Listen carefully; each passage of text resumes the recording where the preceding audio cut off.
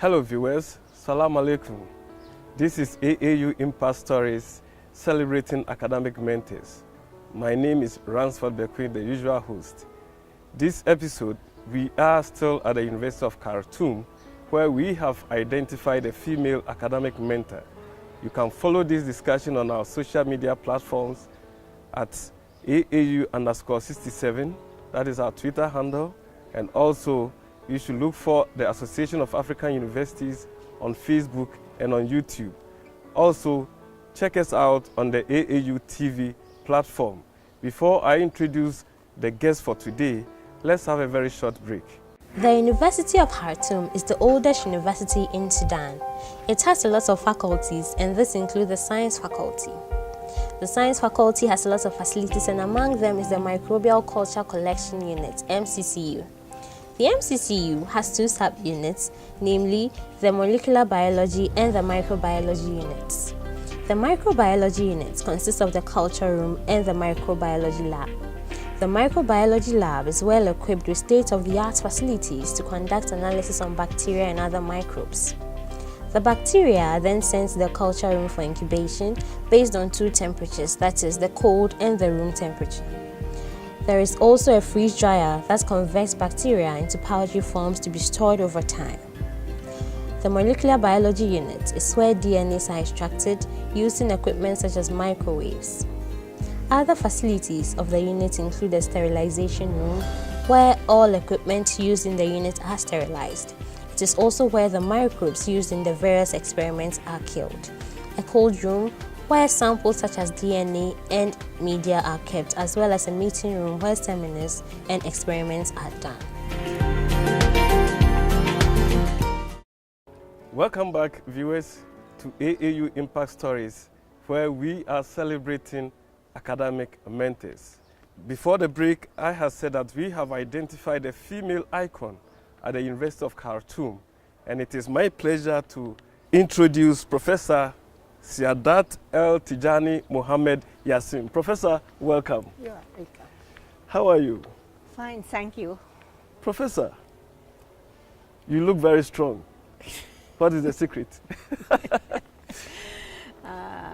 Secrets, we take things easy. You take things easy? Yeah. Mm-hmm. Without annoying myself for small things. Okay. Concentrating in my work, my family, okay, and my own life. Good. We're going to talk about your work, your family, and your own life. Can you tell us about your beginnings growing up as a child? Actually, I'm from Khartoum. Okay. All my life here. I received all my elementary, secondary, and higher education. Khartoum, was the University of Khartoum, okay. And I joined the university after that as a staff member. Okay. But my life was very happy. Very happy. Well, growing up, I think you grew up before Sudan had its independence. Yes. Yeah. Were there challenges for female students, or I mean, in secondary schools, whether females were allowed to go to school? Or there was a breakthrough for you at a point? Yes, because I am from Khartoum. Okay. It was better than the other remote areas. Okay. And for female education was smooth. And my family, I understand, my father is well educated from Gordon Memorial College, and he appreciates female education. Actually, I joined the university very easy, and I proceeded for my postgraduate studies at the University of Cambridge, England, alone. And of course, I was not married at that time, and I did all my things very small. Okay, so your father played a key role in mentoring you? Yes. Okay. Yes. What about your mother? Yeah, she was also a pillar behind your success. Yes, she's also educated, and she understands female education or women education, particular at that time. And actually, they advised me and they guided me in all my life. Okay. So before you entered into the university, that is University of Khartoum. Yes. Who influenced you to branch into botany? Actually, ex-professor Mohamed Abdel Fattah al-Gassas. Okay. Actually, I've been graduated with biology. You degree. graduated in biology degree. And I scored very good result in zoology and botany. Okay. He asked me if possible not to go to zoology because my interest at that time to do plant physiology. Okay. And at that time, most of them were expats and not Sudanese. Okay. Said it's very suitable for you as a female to take this specialization. He advised me to take botany and within botany disciplines to take plant physiology. Okay. And I did. Okay. Congratulations. Yes. Viewers, you are following us on our AU social media platforms. Yeah. And I'm interviewing Professor Yassim. Prof, so when you graduated in 1966 at the University of Khartoum, you had your honorary degree in botany. Yes. Did you marry then? No. So what did you do? I proceeded for my Masters? master degree. Okay, so immediately after After graduation. was there a 1 year period where you should have done a national service or No, you should have? no, at that time, no, No. national service. No national Yes. service. I've been appointed on academic excellence Okay. as a TA in the department, Okay. and I registered directly for my MSCC. Okay. So for those of you who graduated in 1966, were you the only female? Yes. You were the only female. The only female in Wow. the botany department. So how did you manage it among your colleague males? Yeah. Were you We very managed troublesome? well. Yeah. You were troublesome then? Some of them, but we managed to You go, managed. but Okay. we've been concentrated in our work and research, and Okay. that is why You I be- finished in the minimum time so that I Yes. to So get you- my you- scholarship to go to Cambridge. Okay. All right. So you then graduated in 1969. Yes, Were you also the only female? the only female. The only female. So, but during the time, were there other students from other universities who joined you at the University of Khartoum during the masters? Yes, some. Okay. Yeah.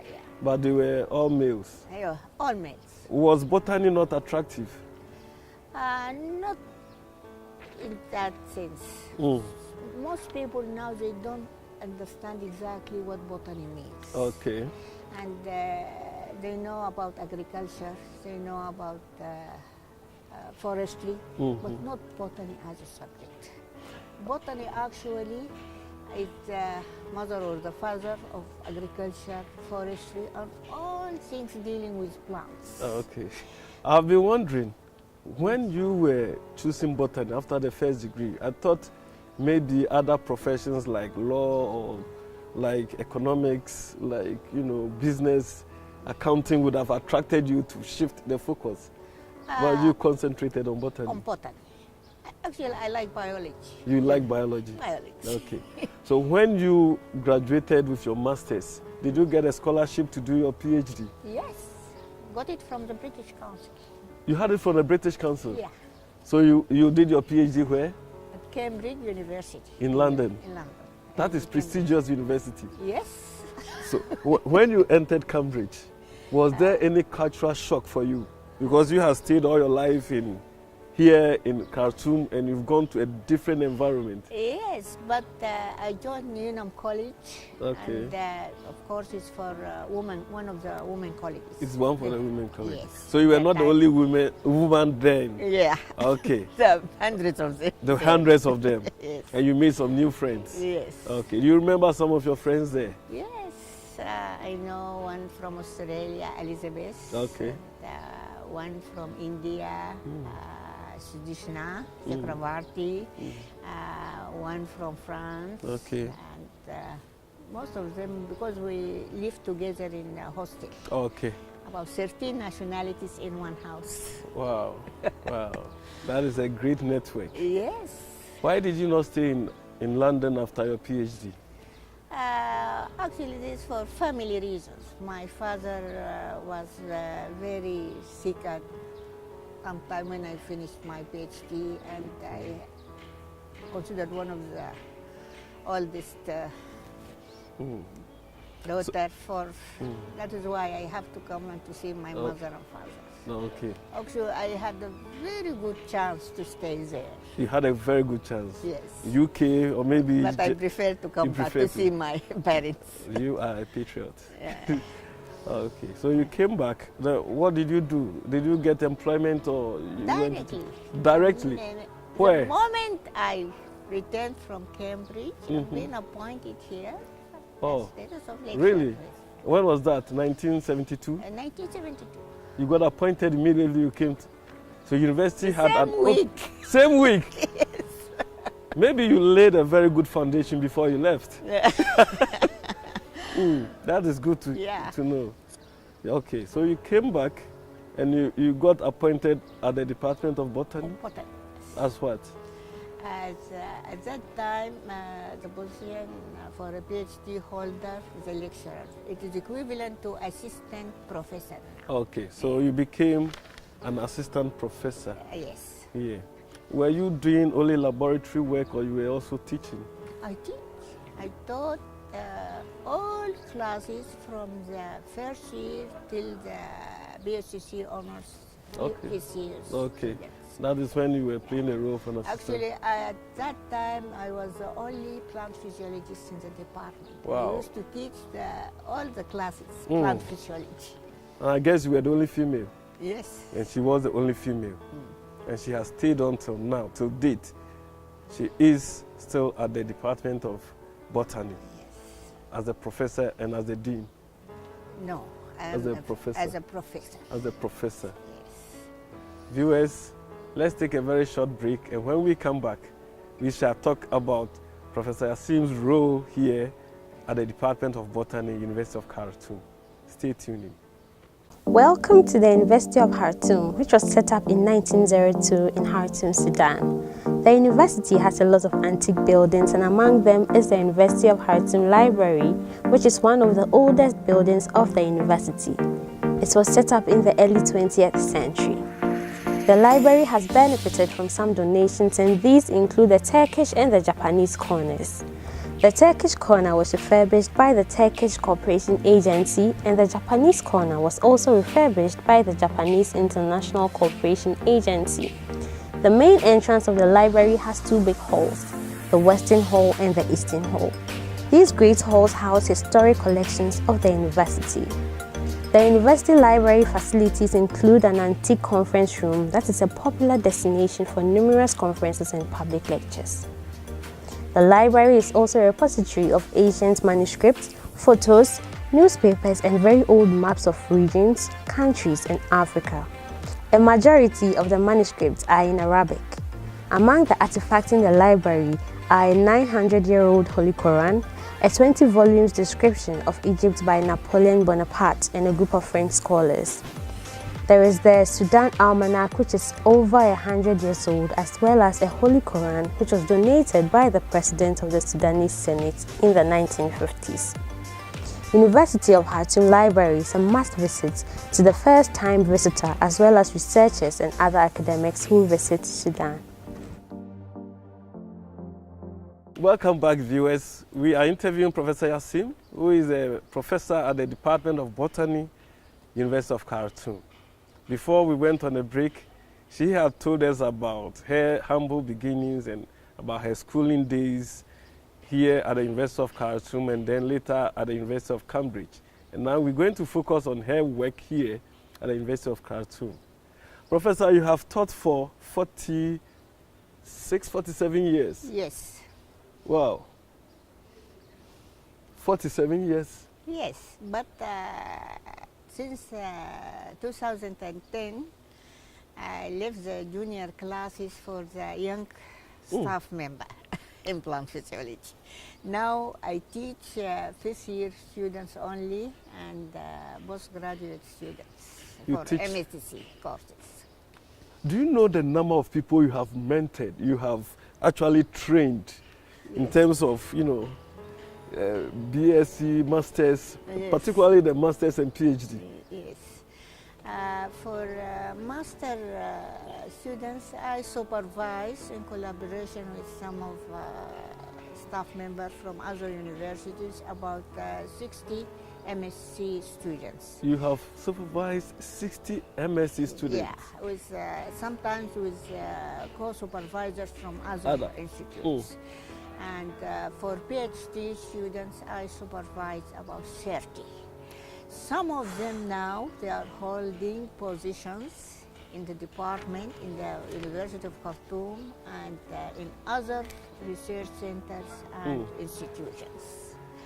Do you do a tracer of whom you have supervised, where they are? Yes, because I collaborate with them till now, and they come back to sometimes to ask advice, to seek some sort of help. Okay. And all of them are welcome anytime.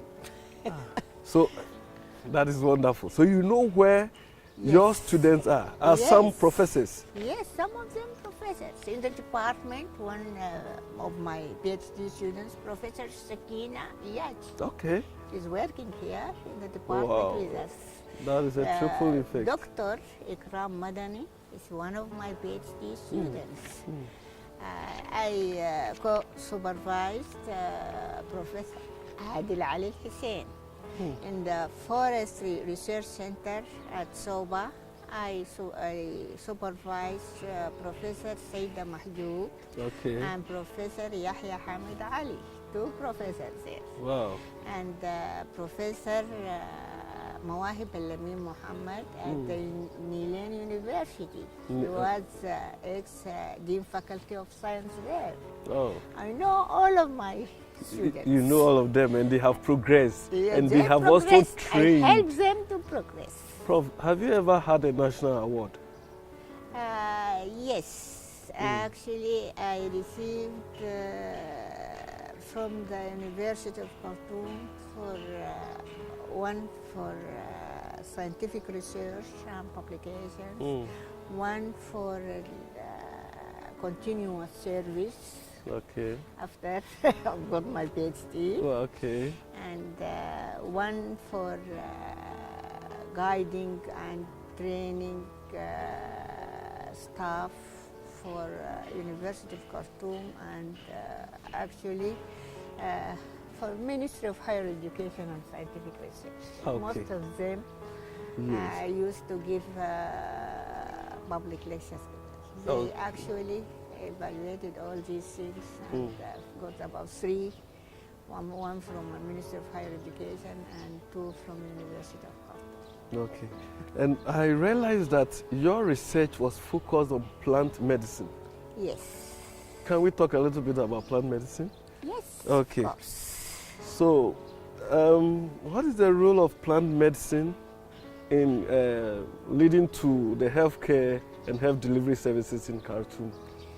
Actually, I started immediately after my graduation. I was thinking about what to do, something different from my colleagues. And staying with my grandmother for a long time, actually I noticed that they use a lot of herbs. Yes. And sometimes they collect them directly from the field and use them. Being a botanist, I started to think what my grandmother was doing and what sort of plants she was collecting. Yes. I started with the wild growing plants of medicinal value. And I work with Oncalotropis, this is a milkweed, or Sodom apple as they call it. I work with different type of sana species, with argel, Solenstemma argel. Is a very common medicinal plant in every Sudanese house. Wow. Okay, Prof, we are going to talk deeply about your role in promoting plant medicine in Sudan.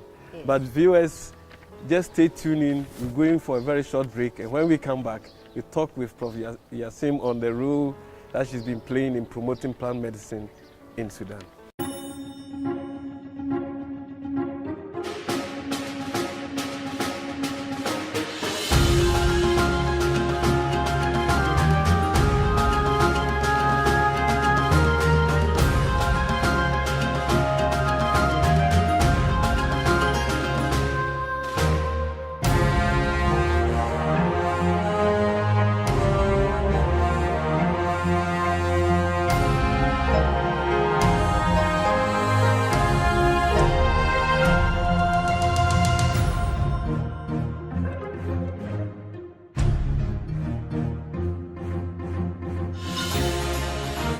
have to stop عشان نقدر نشوف إنه كيف ونقدر إنه نستفيد من التجارب بتاعت الناس التانيين في إنه نشوف إنه كيف دايرين نعلم الناس architecture يعني to keep looking around لأي حاجة ممكن تكون فيها ideas يعني نقدر إنه نكون creative و think out of the box من الأفكار already الموجودة عندنا ده ما من ناحية بس artistic ولا من ناحية شكلية لكن من ناحية بتاعت السبستانس بتاعت الاركتكشر نفسها وإنه كيف إحنا ممكن تكونتريبيوت للاركتكشر at large يعني إذا كان building design or otherwise.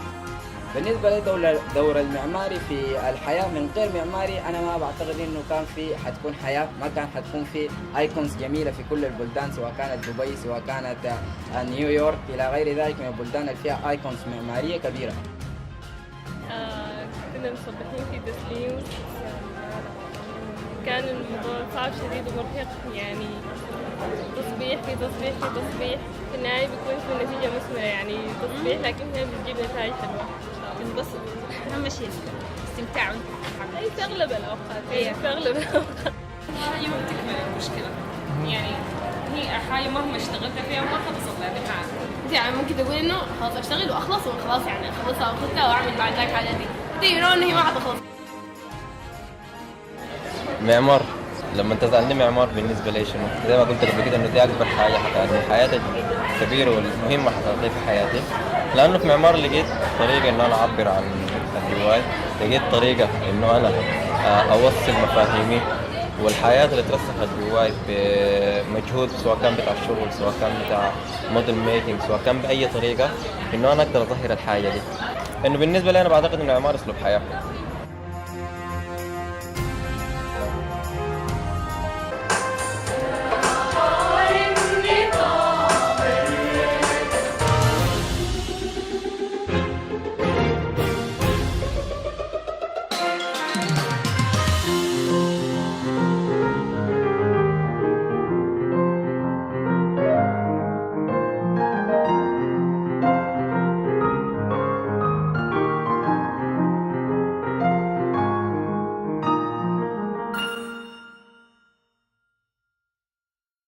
Viewers, welcome back. We are talking with Professor Siyadat Yassim, and now, Prof, we are going to focus on the role of plant medicine in the healthcare delivery in Sudan. First, are you not so concerned about the intellectual property rights that partners who may come to you would take and then manufacture something and then take that as their credit, leaving you Sudanese, at point zero? Oh yeah. Actually, when we get the information we need, either through research or through certain academic activities, we publish our work. You publish your work? Immediately we finish a piece of work, we publish it. And usually we approach international journals. Okay. So that to keep our rights. Okay. Then after that, we collaborate and we help people if they need help. Okay. At first, we publish our work. Okay. Is it a compulsion to publish, or is it because you have to publish to gain some promotion? Both. Okay. For promotion here, the system is the University of Khartoum, based mainly on research. Okay. And for status of professor, they need experience, community service, and administrative responsibilities. Okay. And for the first stage, from assistant professor to associate professor, we concentrated on research. Okay. And that is why most of my students, they work from the 80s, early 80s till the... In fact, I'm concerned with the rush to publish instead of commercializing your prototypes. Yeah. Why don't you commercialize and then that becomes also part of the award system in the university? For commercialization, we need to go through certain stages. First, to identify plants, to work out the product. Okay.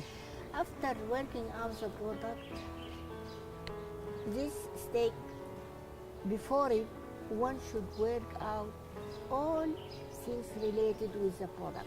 For example, the toxicological studies. Okay. And here we need collaboration with pharmacists, and we need sometimes medical doctors to do certain jobs before we reach the stage of commercialization. Right. And that is why one should be very careful before commercialization. Okay. And for botanists, actually, we need to work with chemists to identify the active principles, the active compounds, to isolate it. We need taxonomists, field taxonomists to identify the plants, to make sure that these are the right plants. Especially in Sudan, many people, they use the same name for different plant species. Okay. And this might lead sometimes to fatal cases. Fatal cases. Especially if the plant has got some toxicity. And for poisonous plants, most of medicinal plants, they have got some sort of toxicity because toxicity is dose dependent. And if people, they take the product and they use it without knowing the right dose, and this is the job of the pharmacist and the medical doctor. One should be very careful. And that is why commercialization, we handle it with a little scare. We don't encourage people. This is a real challenge. Yes, it's a real challenge. But we collaborate with the people concerned, and sometimes we release some of the products, especially for things like dermatophytes. Because to take things orally is a little bit risky. Exactly. But for external use, we manage and we register some of the products with the Ministry of Health, Federal Ministry of Health, and it worked. So are there some products that your department has been able to release no, to the No. This is the help with the Ministry of Health. The Ministry of Health. Ministry of Health. Because there are certain rules and regulations. So there are official policies. Yes, official policies. Regarding. So I want to find out, do you then apply alternative medicine, plant medicine? Do you have special clinics that, use that in treatment of ailments? No. Actually, here in the department, we do not usually encourage people to do this. Others, if they need our help and advice, we help them. But they do these things. They sell some of the products on their own responsibilities. So then specifically, what does the department do? Training? Training. Okay. I'm going to summarize some of the things we did. Actually, we group medicinal plant into 3 categories. All right. First one, forestry. Products like cultivated crops and wild growing herbs. For forest trees, we know some of them are food medicinal plants, like baobab, like tamarinds, and others.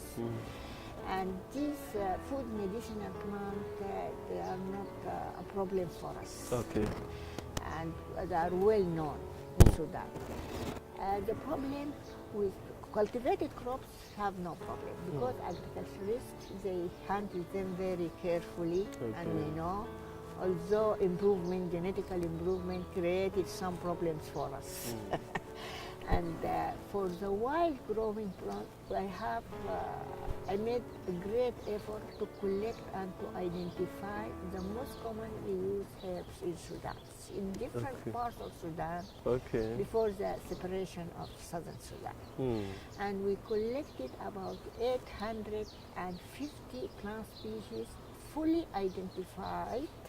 Say it again. 850 wild species all over Sudan. All from different parts of Sudan. Medicinal plants. Medicinal plants. we made questionnaires, we met people, and this part, of course, is an ethnobotanical to see how people make use of plants. Of the plants.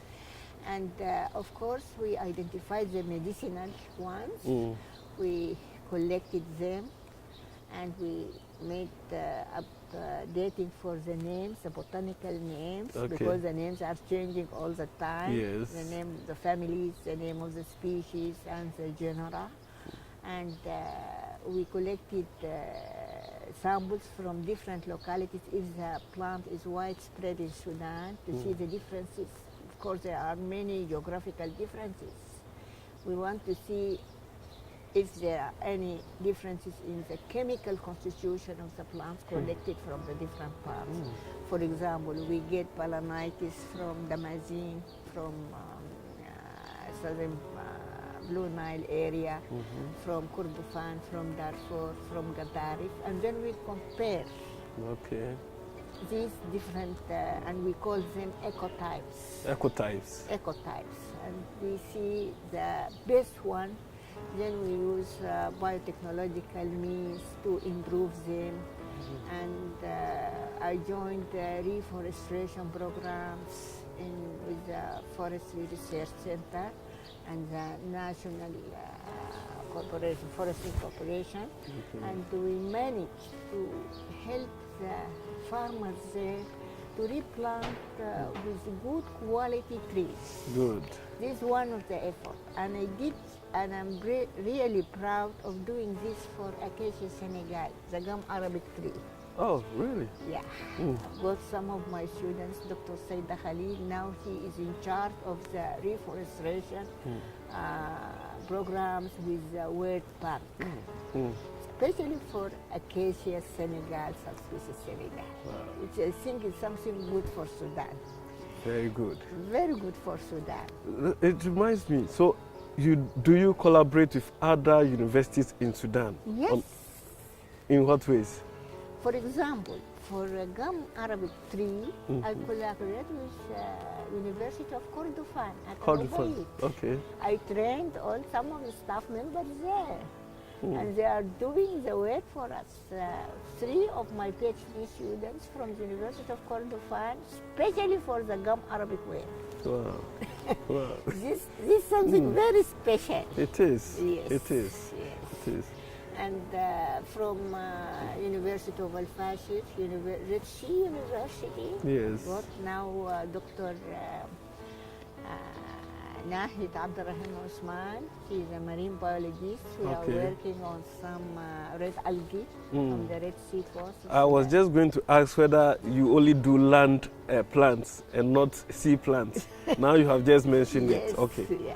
Okay. And we work also on some plants from Shad, Lake of Shad.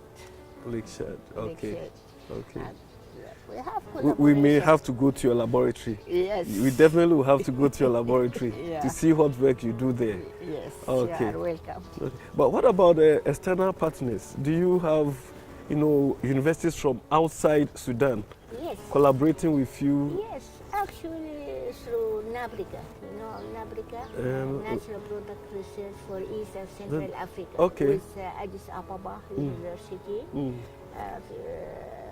One from the Department of Organic Chemistry, Professor Ernest Dan.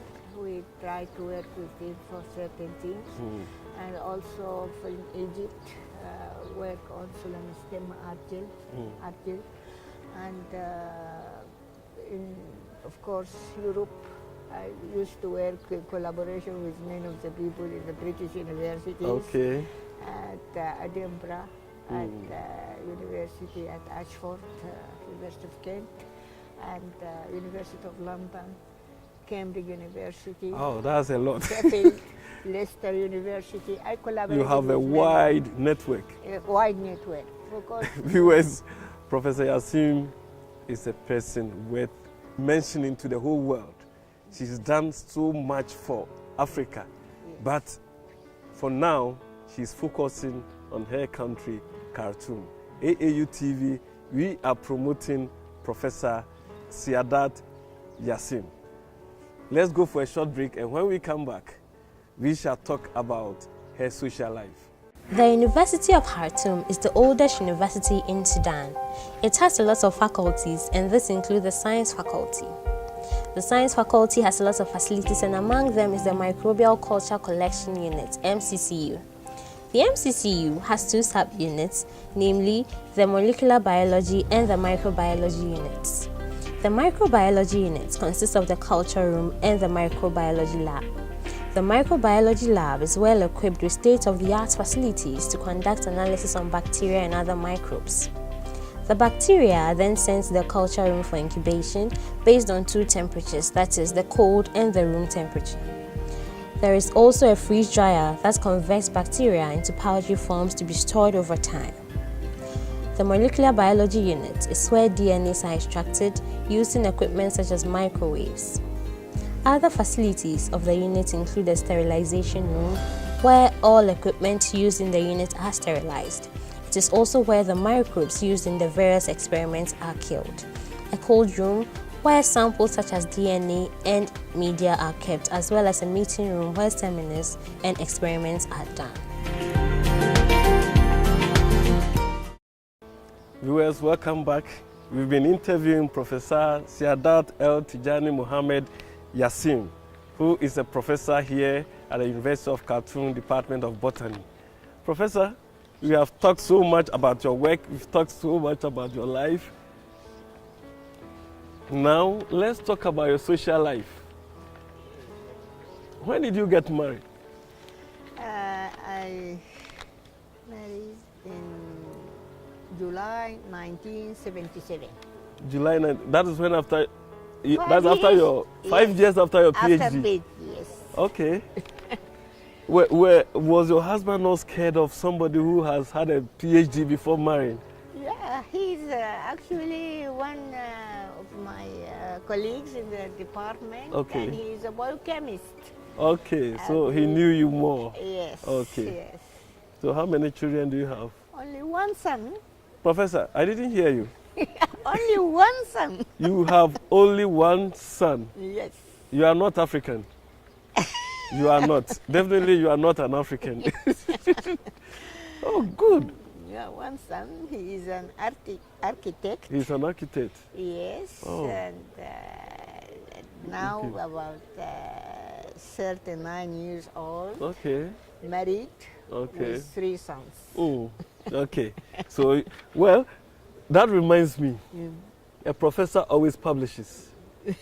Are you publishing works for your grandchildren? Yes. You are? Yeah. Exactly. And I know that you, before your promotion, you need to publish. How many publications do you have? Before...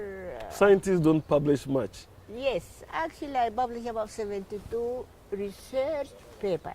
A scientist, a biological scientist with 72 research papers. And 6 books. And 6 books? Yes. That is you? Yeah. That is why I got only one son. That is why you have only one son. So all your concentration was publishing, research, publishing, research. Yeah. And have you published, apart from your scientific books, have you published any other thing? Yes.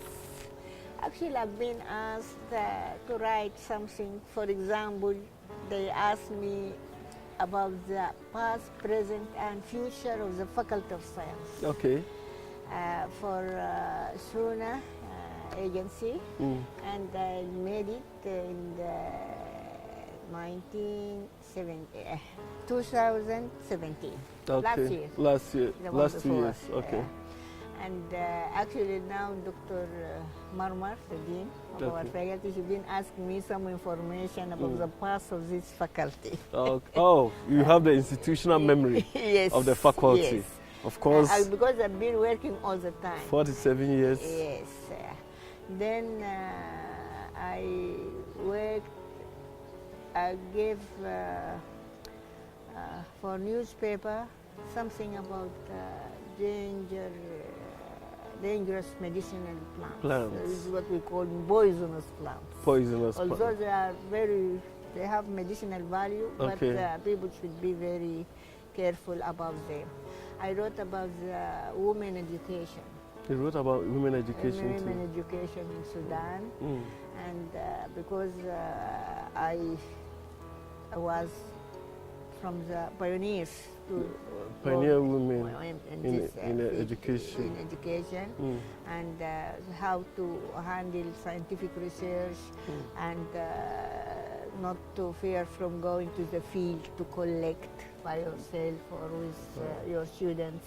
Being a female still in Sudan, one should handle things with little, to be very careful with this part.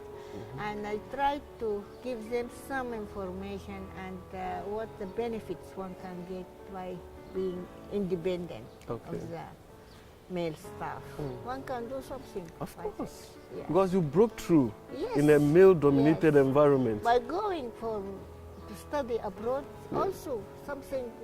The exposure was there. But back in Sudan, apart from writing for higher education in journals, do you write for, say, secondary or primary schools? Yes. You haven't told me that. Yeah, but that's what encouraged me to write books for secondary schools. You have written books for secondary schools? Yes. Can you mention one or two? Yes, for biology. Okay. 3 grades, grade 1, grade 2, and grade 3. Okay. To help them how to think scientifically, not only for examination. Okay. To create on them how to observe nature based on observation. Exactly. And that is why people here, they don't observe. People don't observe. Don't observe much. Yeah, they study just for the exams. Just. But they are not broad-based in their focus. Nature, you have to be able to observe everything. And this will help in the scientific research based on observations. Prof, are you still writing? Yes. You are still publishing? Yes. How do you disseminate your publications or your findings?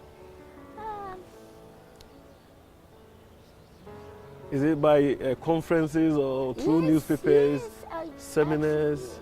Seminars, public lectures, to encourage people for workshops sometimes to make things clear, to ask 2 or 3 people to give a talk and then to sum up.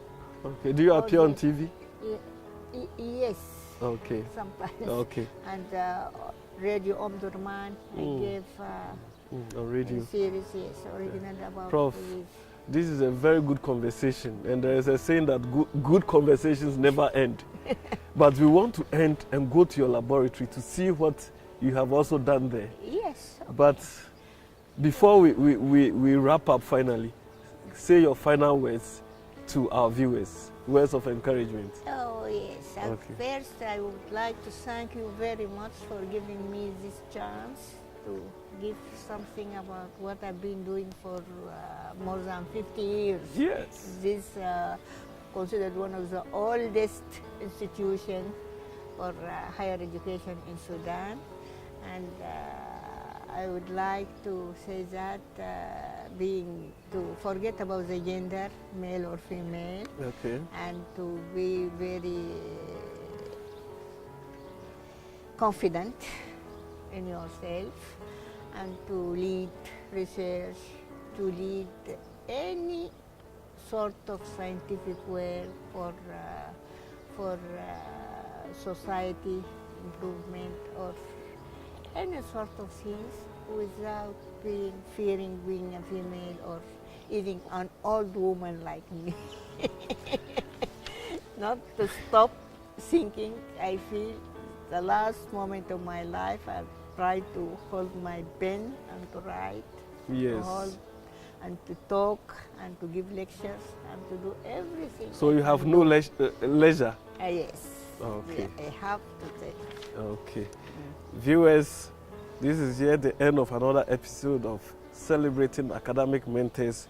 And today you have been hearing Professor Siyadat Tiyani Mohamed Yassim, who is a professor at the Faculty of Botany, University of Khartoum. Please stay tuned in for yet another episode when we come your way next week.